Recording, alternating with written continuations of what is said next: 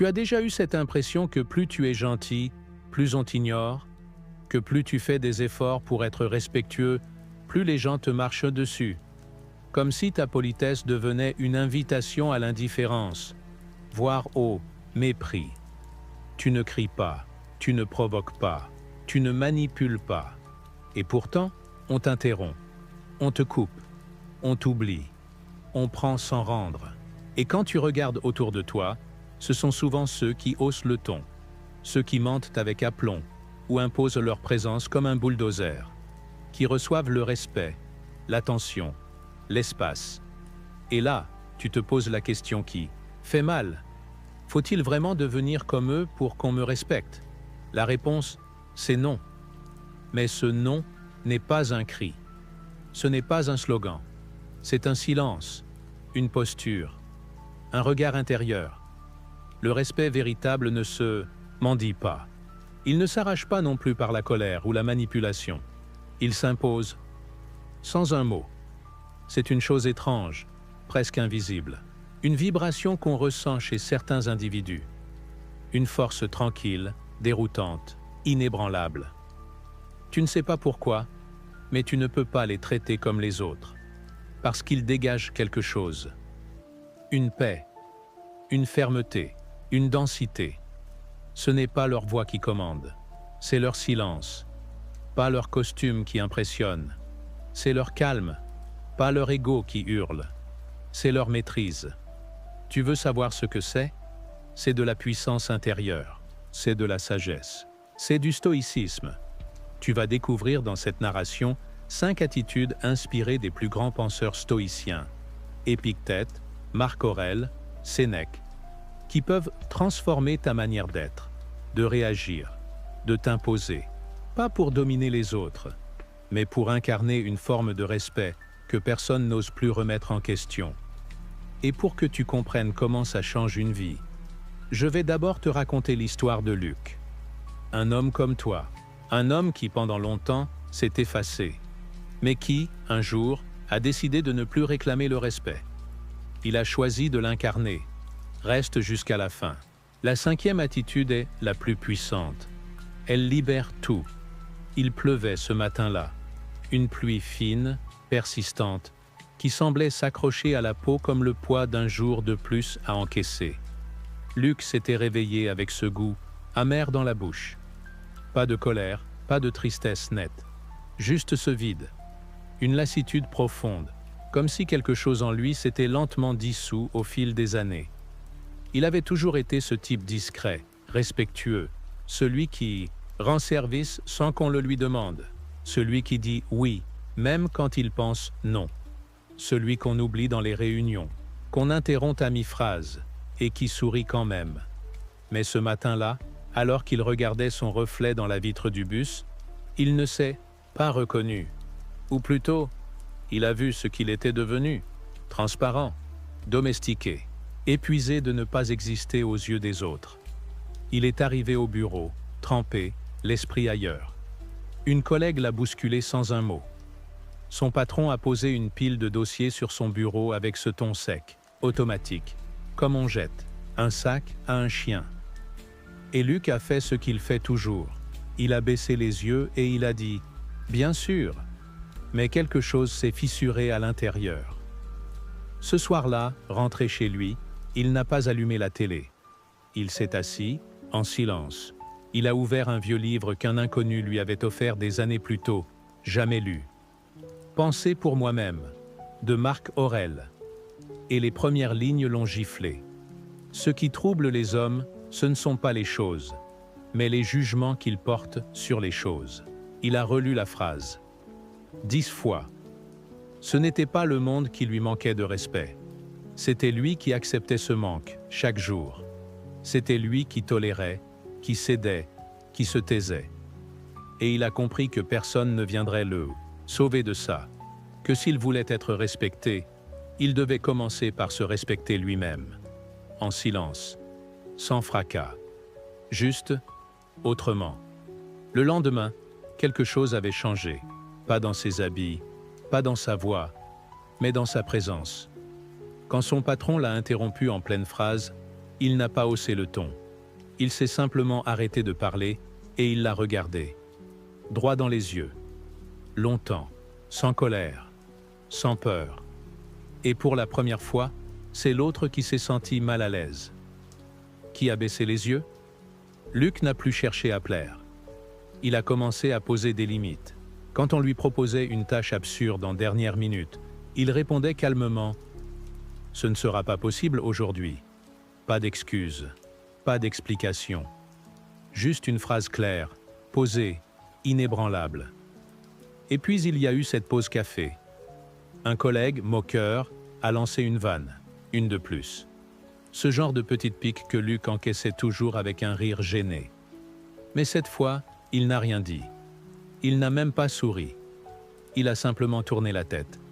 Et il est parti, sans répondre. Ce silence-là, personne ne l'a oublié. Il a arrêté de chercher l'approbation. Il a cessé d'attendre qu'on lui dise « Tu as bien fait ». Il agissait par conviction.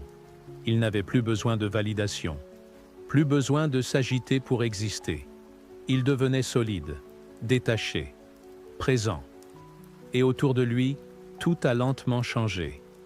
Pas parce qu'il imposait quelque chose, mais parce qu'il incarnait autre chose. Ses gestes étaient démesurés, ses paroles rares, mais pleines. Sa posture droite, ancrée, sans arrogance. Et quand il se taisait, on l'écoutait quand même. Ce n'est pas qu'on l'aimait davantage, c'est qu'on ne pouvait plus l'ignorer. Luc n'a jamais revendiqué le respect. Il a cessé de le mendier. Il a arrêté de courir derrière l'attention, derrière les merci, les compliments, les likes invisibles du quotidien. Il s'est retiré de cette comédie. Et paradoxalement, c'est là que tout a commencé, parce que le respect n'a jamais été à demander. Il se dégage de celui qui n'en a plus besoin. Il y a un moment étrange, suspendu, qui précède toute explosion. Une fraction de seconde, presque imperceptible, où tout peut basculer. Un mot de travers, un regard méprisant, une injustice flagrante. Et soudain, l'adrénaline monte, la gorge se serre, les poings se crispent. Le cœur bat plus fort, et dans la tête, une voix hurle. « Tu vas te laisser faire ? Réponds. Montre que t'es pas faible. » Ce moment-là, Luc le connaissait. Bien. Avant. Il avait passé des années à se faire piéger par cette impulsion. Pas toujours avec des cris, non. Parfois, juste avec une pointe d'ironie, un sarcasme sec, une tension glacée dans la voix. Il croyait défendre son territoire. Mais à chaque fois, il se sentait vidé après. Comme si cette décharge ne le renforçait pas, mais l'épuisait. Jusqu'au jour où il a entendu cette phrase d'un maître stoïcien. Entre le stimulus et la réponse, il existe un espace. Et dans cet espace se trouve notre pouvoir. Alors il a commencé à observer. Il ne voulait plus être le pantin de ses émotions, l'esclave de ses pulsions.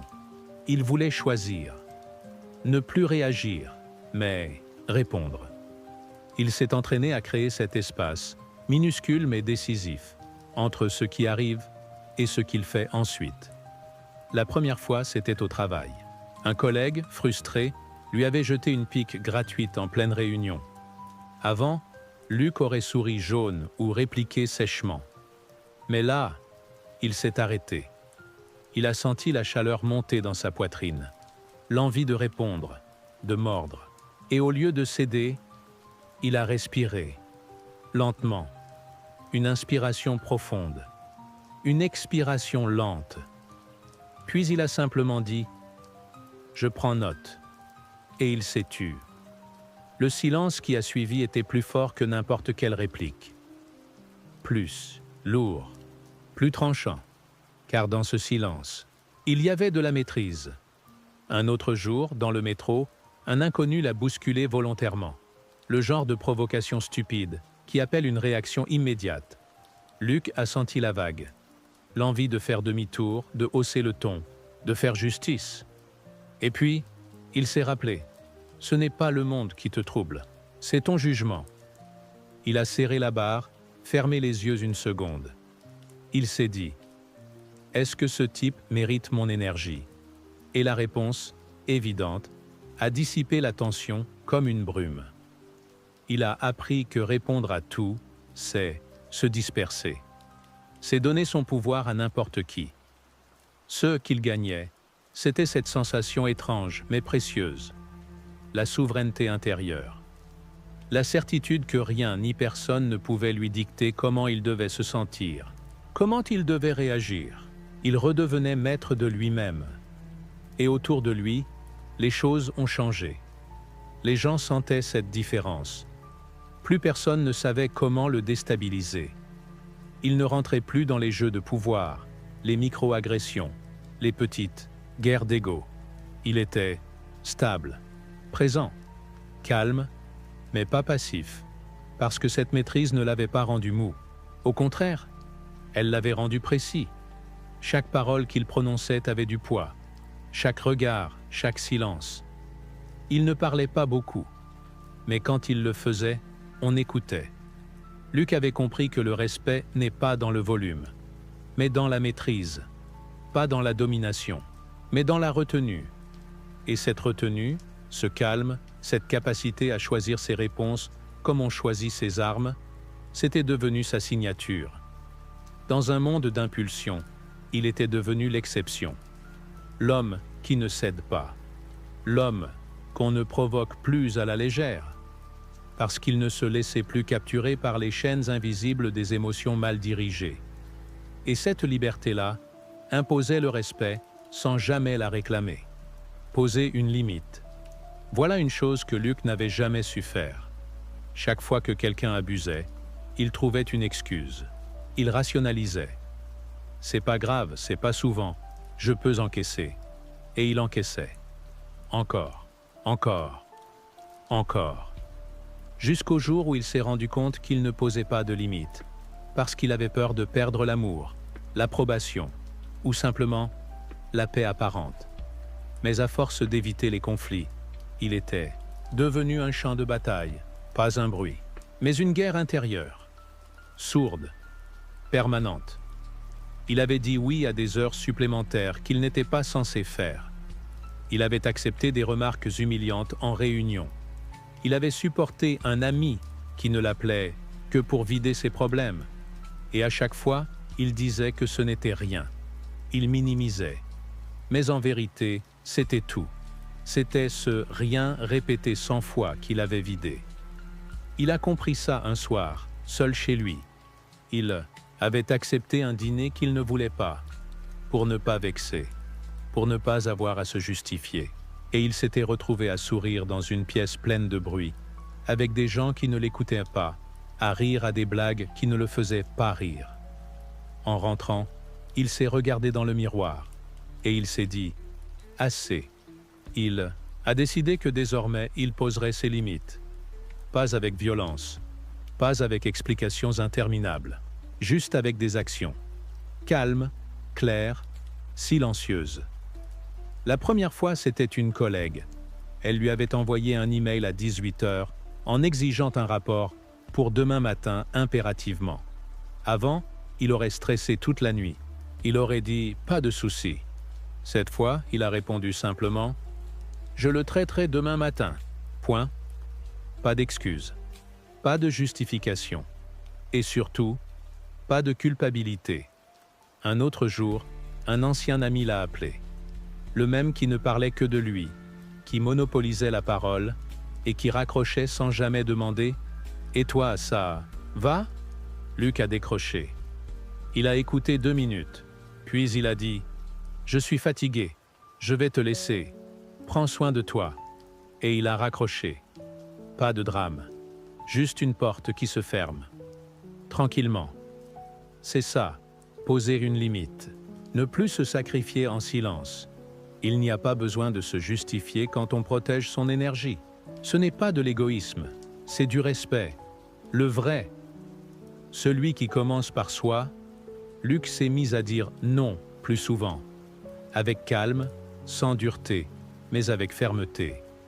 Un non tranquille vaut plus qu'un oui arraché. Et quelque chose d'étrange s'est produit. Les gens ont commencé à le respecter davantage. Ceux qui profitaient de son silence ont disparu. Ceux qui restaient faisaient plus attention. Ils ne cherchaient plus à plaire. Ils ne cherchaient plus à être compris par ceux qui s'en fichaient. Ils choisissaient ses batailles. Ils s'éloignaient quand c'était nécessaire, sans bruit, sans explication, parce qu'il avait compris que les vraies limites ne se crient pas. Elles se vivent. Un jour, on lui a demandé pourquoi il n'avait pas répondu à un message passif-agressif. Il a haussé les épaules et dit « Je choisis où je mets mon attention ». C'était tout. Et c'était immense. Il ne se laissait plus entraîner dans des conversations inutiles. Il ne corrigeait plus les attaques voilées. Il ne dissipait plus son énergie à défendre ce qui n'avait pas besoin de l'être. Et à force de poser ses frontières invisibles, il s'est senti plein, comme si, pour la première fois, il habitait réellement sa propre vie. Luc n'attendait plus qu'on le comprenne. Il se comprenait. Et ça suffisait. Il n'avait plus besoin de prouver sa gentillesse en acceptant l'inacceptable. Il avait compris cette phrase de Marc Aurèle.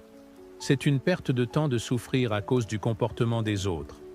Alors il a arrêté de souffrir pour ce qui ne dépendait pas de lui. Et dans ce retrait maîtrisé, sans éclat, sans confrontation, il avait posé les fondations d'un respect profond, pas celui qui se gagne, celui qui s'impose naturellement, quand on ne se laisse plus traverser par tout. Il y a un pouvoir que peu de gens comprennent, un pouvoir qui ne fait pas de bruit, qui ne frappe pas, ne coupe pas, ne hurle pas, mais qui désarme, qui désoriente, qui retourne la lame contre celui qui l'a brandi. Ce pouvoir, c'est le silence. Luc l'a découvert un jour d'hiver, dans une conversation tendue avec un supérieur hiérarchique. Ce dernier le prenait de haut, comme souvent, dégainant, des reproches déguisés, des phrases tranchantes dites avec le sourire, des pièges verbaux où l'on attend de toi que tu t'énerves, pour ensuite te faire passer pour l'instable. Avant, Luc aurait cherché à se défendre. Il aurait expliqué, justifié, essayé de démontrer sa bonne foi, de sauver l'image qu'on voulait salir. Mais ce jour-là, il a simplement écouté, sans répondre. Il fixait son interlocuteur avec calme. Pas de mépris dans les yeux, pas de provocation, juste une présence, une attention glaciale. Et il ne disait rien. Ce silence-là n'avait rien de passif. C'était un mur. Et l'autre, face à ce mur, s'est épuisé. Les mots ont perdu leur force. Les reproches sont devenus maladroits, puis confus. Et puis, il n'y avait plus rien à dire. Le pouvoir s'était inversé. Luc n'avait rien eu à prouver, rien à corriger. Il avait juste retiré à l'autre ce qu'il attendait, une réaction. Depuis, il avait compris. Dans un monde où tout le monde parle trop, où les gens se battent pour avoir le dernier mot, celui qui se tait devient un mystère. Et le mystère impressionne. Il s'est mis à pratiquer ce qu'il appelait le retrait volontaire. Quand on lui posait une question perfide, il ne répondait pas. Quand on attendait de lui qu'il se justifie, il souriait doucement et changeait de sujet. Quand on tentait de l'humilier, il se taisait, pas par faiblesse, par stratégie. Le silence est une lame invisible. Il coupe net sans laisser de traces. Il l'a utilisé aussi dans ses relations personnelles. Un jour, une personne proche lui a lancé une phrase blessante. De ces phrases qu'on déguise en franchise, mais qui sont faites pour toucher là, où ça fait mal. Avant, Luc aurait encaissé, puis explosé plus tard, seul. Mais là, il a simplement tourné la tête. Il a regardé le mur en face. Il a respiré. Et il n'a rien répondu. Le silence n'était pas un abandon. C'était une décision. Il refusait de nourrir la provocation. Il refusait de valider ce poison. Et sans réponse, l'autre a fini par se perdre dans son propre venin. Luc avait appris à écouter au lieu de réagir, à observer au lieu de juger, à comprendre sans intervenir. Et dans ce recul, il gagnait quelque chose de rare, la clarté. Il voyait les intentions derrière les mots. Il sentait l'ego sous les attaques. Il percevait l'inconfort de ceux qui parlaient trop fort, trop vite. Il avait compris que le bruit est souvent le masque de la peur. Alors il ne parlait plus pour meubler. Il ne répondait plus pour plaire. Il gardait son énergie pour ce qui en valait la peine. Et autour de lui, le silence devenait une aura. On le sollicitait moins pour des bavardages inutiles. On réfléchissait à 2 fois avant de lui lancer une pique. Car on savait que son silence ne pardonnait pas. Il ne blessait pas, non. Il révélait. Il révélait la pauvreté d'une attaque, l'inconsistance d'un argument, la futilité d'un jugement. Et le plus important, il révélait la force de celui qui n'a plus besoin de se défendre. Un jour, quelqu'un lui a dit « On ne sait jamais ce que tu penses. C'est perturbant. » Il a souri, parce qu'il avait compris que parfois, ne pas être un livre ouvert, c'est la meilleure façon d'être respecté. Il ne se taisait pas par peur, il se taisait par maîtrise. Le silence, dans sa bouche, n'était plus une absence, c'était une présence, une densité, une frontière. Et cette frontière, personne n'osait plus la franchir. Certains hommes parlent fort, d'autres s'agitent. Ils haussent les épaules, croisent les bras, tapent du poing sur la table, comme pour prouver qu'ils existent. Mais il y a une autre forme de présence, plus rare, plus dérangeante. Celle de celui qui ne bouge pas, celui qui ne fuit pas, ne crie pas, ne surjoue pas. Il reste là, droit, ancré, comme un rocher contre lequel les vagues viennent se briser, sans jamais le déplacer. Luc était devenu cet homme. Mais ce n'était pas inné. Ce calme, il l'avait construit pierre par pierre. Et chaque pierre était une douleur acceptée sans plainte, une injustice affrontée sans vengeance, une peur traversée sans fléchir. Il avait compris une chose que peu de gens osent regarder en face. La stabilité, ce n'est pas quelque chose qu'on obtient, c'est quelque chose qu'on devient. Avant, il courbait le dos à la moindre tension. Il voulait éviter les conflits, alors il se faisait petit. Il voulait qu'on l'apprécie, alors il s'adaptait. Il changeait d'avis, d'attitude, de discours selon le regard des autres. Mais à force de plier, il avait oublié comment se tenir droit. Il s'en est rendu compte le jour où une personne qu'il admirait lui a dit « Tu es gentil, mais on ne sait jamais vraiment où tu te tiens. » Cette phrase l'a frappé plus fort que n'importe quelle insulte, parce qu'elle était vraie. Il n'était pas un repère. Il était une météo, instable, variable. Il s'est juré de ne plus jamais être ça. À partir de ce jour, il a commencé à choisir ses principes. Pas les grands slogans abstraits. Non, des choses simples mais essentielles. Ce qu'il tolère, ce qu'il refuse, ce qu'il est prêt à perdre pour ne pas se trahir. Et surtout, ce qu'il ne négocie plus. Petit à petit, il s'est redressé. Il ne parlait pas plus fort, mais sa voix vibrait autrement. Il ne faisait pas plus de gestes, mais chacun était précis. Et face aux tempêtes, il ne bougeait plus. Il avait décidé de rester fidèle à ce qu'il est, quoi qu'il arrive. Un jour, une situation a mis cette fermeté à l'épreuve. Une décision professionnelle. Pression. Urgence. Menace voilée. On lui demandait de faire quelque chose contre ses valeurs. De fermer les yeux. D'obéir, comme tout le monde. Il a écouté, en silence. Puis il a dit « Je ne peux pas faire ça ». Il n'a pas crié. Il n'a pas accusé. Il n'a pas cherché à convaincre. Il a juste affirmé. Et il a tenu bon. Même quand les regards se sont fait glacer. Même quand les conséquences sont tombées, il a tout assumé, sans une plainte. Et cette posture a imposé le respect plus que n'importe quelle performance. Parce que dans un monde où tout le monde s'adapte pour survivre, celui qui reste fidèle à lui-même devient une anomalie, une énigme, un repère. Luc n'avait pas besoin de dire qu'il était fiable. On le sentait. Il n'avait pas besoin de se vendre.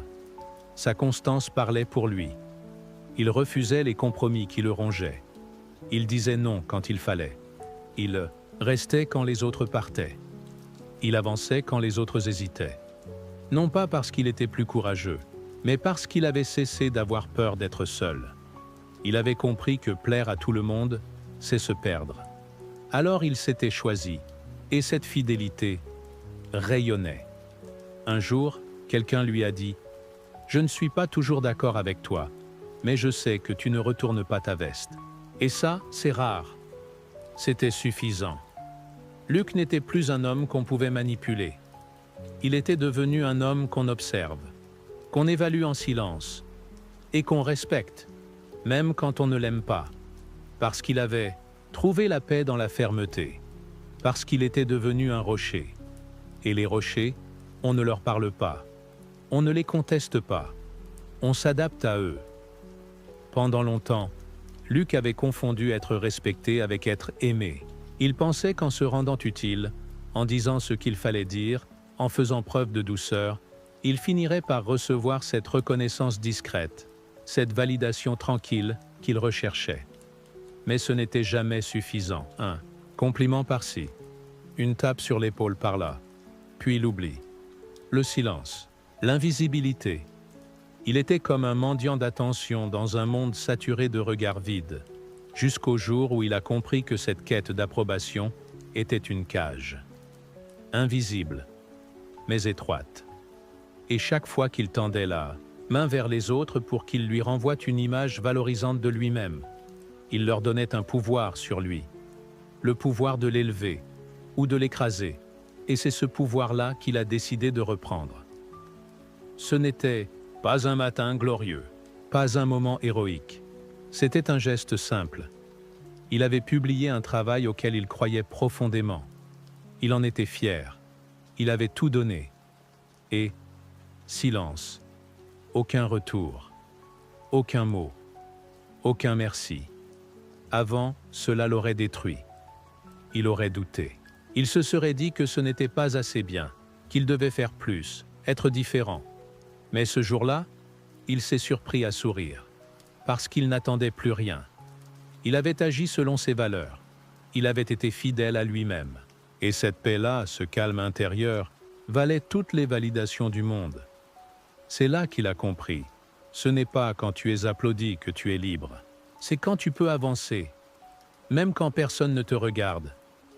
Depuis, Luc ne cherchait plus à séduire, ni à convaincre, ni à se faire aimer. Il parlait vrai, il agissait juste, et il laissait les autres réagir comme ils voulaient. Certains le trouvaient froid, d'autres trop distant. Peu importe, il ne changeait plus pour être accepté. Il avait cessé de négocier sa valeur, et cette absence de besoin devenait sa force, car il ne craignait plus d'être rejeté. Il ne se soumettait plus aux attentes d'un monde instable. Un jour, une collègue lui a dit « Tu t'en fiches de ce que les gens pensent, hein ?» Il a répondu calmement « Non, je fais juste attention à ce que j'en pense, moi. » Cette phrase l'accompagnait partout. Elle était devenue une boussole. Il avait compris qu'on peut être admiré sans être aimé, écouté sans être populaire, respecté sans être validé. Ceux qui dépendent de l'approbation sont manipulables. Il suffit d'une critique pour les faire douter, d'un regard pour les désorienter, d'un silence pour les briser. Luc, lui, était devenu opaque. À ce pouvoir, on pouvait l'ignorer. Il avançait. On pouvait le critiquer. Il avançait. On pouvait le ridiculiser. Il avançait. Non pas par arrogance, mais par cohérence. Il agissait selon une force qui ne venait plus de l'extérieur. C'était ça, la vraie liberté. Celle qu'Épictète avait décrite, ne dépendre de personne pour exister. Et cette liberté imposait le respect, parce qu'un homme qui n'a rien à prouver est intouchable. Il n'y avait plus de masque, Luc ne jouait plus aucun rôle. Il ne cherchait plus à paraître fort. Il ne cherchait plus à être perçu d'une certaine manière. Il était simplement, entièrement. Et cette simplicité-là, cette pureté d'être, imposait une forme de respect que personne n'osait remettre en question. Pas parce qu'il l'exigeait, parce qu'il l'incarnait. À travers la maîtrise de ses réactions, il avait cessé d'être l'otage de ses émotions. À travers ses limites silencieuses, il avait cessé de subir les autres. Par le silence, il avait désarmé les attaques. Par sa fermeté, il avait imposé son territoire invisible. Et en se libérant du besoin d'être validé, il s'était affranchi de toutes les chaînes. Luc n'avait rien demandé, mais tout dans sa posture disait « Tu ne peux pas me traiter n'importe comment ». Il n'avait pas levé la voix, mais tout dans son silence disait « Je ne suis pas à vendre ». Il n'avait pas joué au plus fort, mais tout dans son regard disait « Je suis chez moi, ici ». Et c'est ça, le vrai respect. Ce n'est pas une faveur. Ce n'est pas un trophée qu'on distribue à ceux qui obéissent ou qui crient plus fort. C'est une reconnaissance silencieuse, un instinct profond qui pousse les autres à se redresser, à faire attention, à ne pas franchir certaines lignes, pas parce qu'ils ont peur, mais parce qu'ils sentent qu'il y a là quelque chose d'inébranlable. Tu n'as pas besoin d'être parfait, tu n'as pas besoin de devenir quelqu'un d'autre. Tu as juste besoin de te rappeler que tout commence en toi. Le respect que tu reçois est le reflet direct de celui que tu te portes, dans tes pensées, dans tes gestes, dans tes décisions, dans tes silences. Alors pose-toi une seule question. Quelle est l'attitude que tu dois incarner dès aujourd'hui pour ne plus jamais avoir à réclamer ce que tu mérites déjà? Si tu es encore là, c'est que quelque chose a résonné. Alors fais-moi une faveur. Écris gratitude en commentaire. Pas pour moi, pour toi, pour sceller ce moment, pour l'ancrer. Et si tu veux continuer ce chemin, abonne-toi. Ce n'est pas un simple clic, c'est un rappel, un engagement envers toi-même. Tu trouveras d'autres enseignements, d'autres vérités silencieuses. Parce qu'un homme qui maîtrise ses réactions, ses limites, son silence, sa fermeté, n'a plus besoin de parler fort pour qu'on l'écoute. Il suffit qu'il entre dans une pièce. Et soudain, tout change.